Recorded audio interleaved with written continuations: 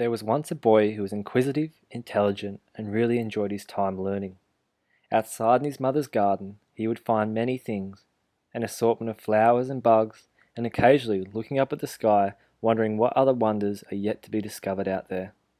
His father was a well-established science teacher within the local district, with the pair often dissecting flowers under a microscope and discussing the cells they observed within the plant. His dad had such a vast knowledge, one which the boy looked upon with admiration and pride. He couldn't believe how lucky he was that this is his dad. He couldn't wait to start school. As school went on, he sadly began to lose his drive to learn, as school was quickly becoming a place of anxiety and concern.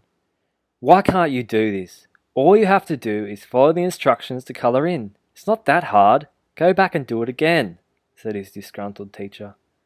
This was an embarrassing moment for the boy, as learning was no longer about fun. In fact, school was now a place of fear and demanding adults. The boy and his family eventually moved from this little town in the Blue Mountains, far away to a place in rural New South Wales, where he knew no one. The reason for this move was that his dad had found a job as a deputy principal at the school he was attending. Rumours began to circulate the school. "Is that the deputy's son?" he would hear his peers whisper. In the early stages of life at the new school, the local bullies shaped up to him.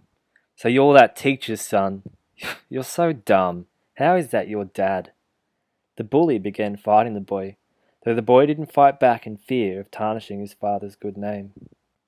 Within biology class, the boy was excited to be taught by his dad's colleagues. "Ah, you're Mr. Sims's boy. You must be great at science," the teacher exclaimed. The boy could see the teacher becoming reliant on asking him questions, assuming that he knew the answers, though the boy did not know. This became quite apparent as he got a few answers wrong. "I'm sure your dad has told you this answer before. Come on," one teacher stated during class. A few of his peers smirked, again causing embarrassment for the boy. A sense of resentment of his father began to dwell in his mind. He had never felt like this before. This made the boy develop a sense of vexation about his teachers, causing an unwillingness to engage in class out of fear of being incorrect.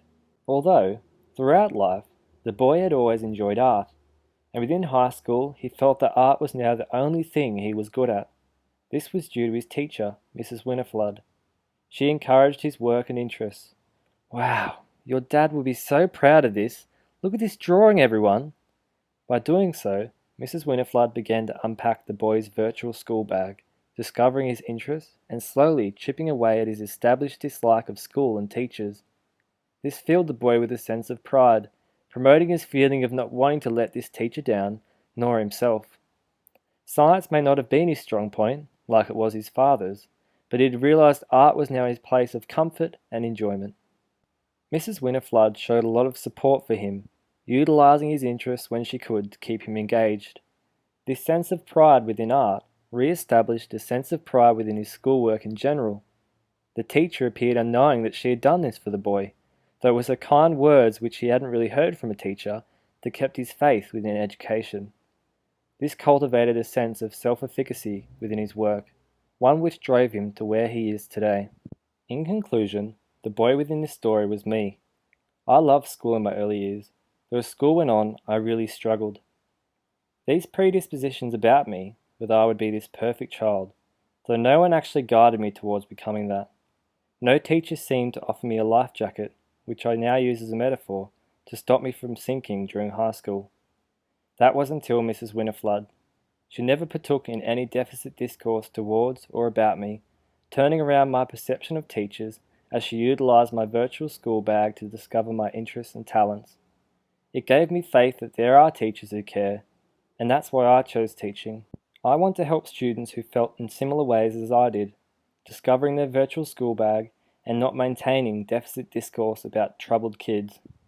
I want to re-establish their trust in education, and of course, self-efficacy and trust in themselves, believing that they too can be successful in their future education and life.